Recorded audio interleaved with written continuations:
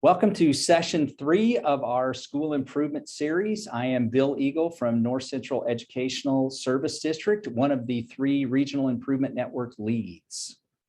And I'm Don Williamson, the Continuous Improvement Partner for ESD 171. And the third member of our team is Keffy Anderson from the OSPI. Over the years, we've seen schools engage with a variety of well-intentioned efforts that did not necessarily produce sustainable improvement results, such as bringing in a superhero leader to lead the efforts. And though we feel leadership is important, we also know it does not necessarily produce sustainable change.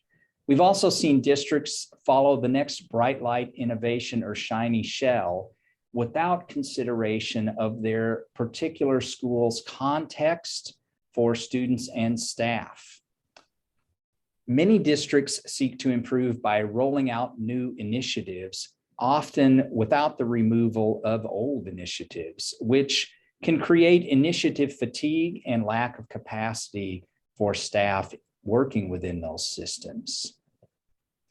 We often engage in professional development, which may or may not be deeply implemented and may or may not address the actual root causes of problems we're trying to solve. And then there's the favorite of the federal government. We'll just add another layer of accountability to force schools to improve. And though the silver bullet and high stakes accountability approaches remain the prevailing levers for improving schools, they have not led to the types of sustainable improvement we hope for. Rather, we advocate for an improvement science approach to positive school change, which might look something like this.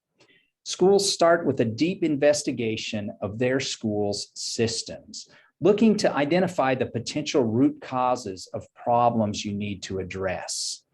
It involves bringing together the right teams to address specific problems and focus their collective efforts around a SMARTY goal. Those teams who are closest to the work involve themselves in generating and testing ideas that address potential root causes. And those small scale testing of change ideas build evidence of impact. Finally, based on that evidence, your teams choose to adopt, adapt, or abandon your change ideas, scaling up those ideas that show promising evidence. Learning to improve on that last slide can seem very circular, but in reality, improvement is very messy. It's definitely not about waiting until you find a perfect solution. It really is about finding what works for your students and staff and under what conditions, using small tests of change that you scale up over time. We recommend using the model for improvement that is outlined in the improvement science research. So the first step in this process is to come up with an aim statement. The aim statement is simply another jargon from improvement science for SMARTY goals. And we've all been using SMARTY goals this year. That's nothing new. The second step is the change bundle. The change bundle is the improvement science term for high leverage activities. These are the things you're going to do that'll produce the results that you desire. The last step are the measures. The measures is simply another term for progress monitoring. We cannot improve at scale what we cannot measure.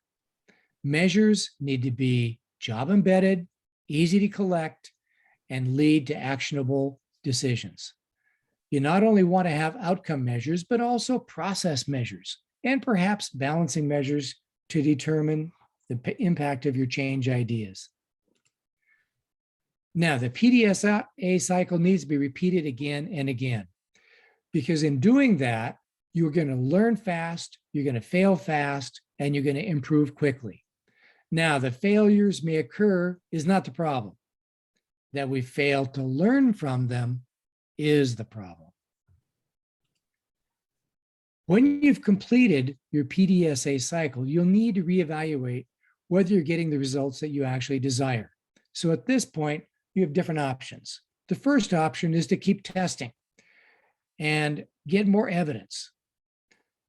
At that point, then you can say, okay, we're going to modify or tweak or adapt the change ideas because they're getting us where we kind of want to be, but we can improve them. Or you can say, you know what? These change ideas are working. They're getting us where we want to be. We're going to adopt them. We're going to keep them. But all too often, we come across change ideas that don't work at all. And rather than get rid of them, we try to keep them. So it's really important that you consider abandoning ideas that do not work. Let that change idea go and move on. Thanks, Don. That is very important. We don't abandon things enough in education. We appreciate your time. To learn more about improvement science methods or school improvement in general, if you are watching from the North Central ESD region, please reach out to one of us that you see on the screen. If you are watching from another region, please reach out to your local ESD. Thank you for your time.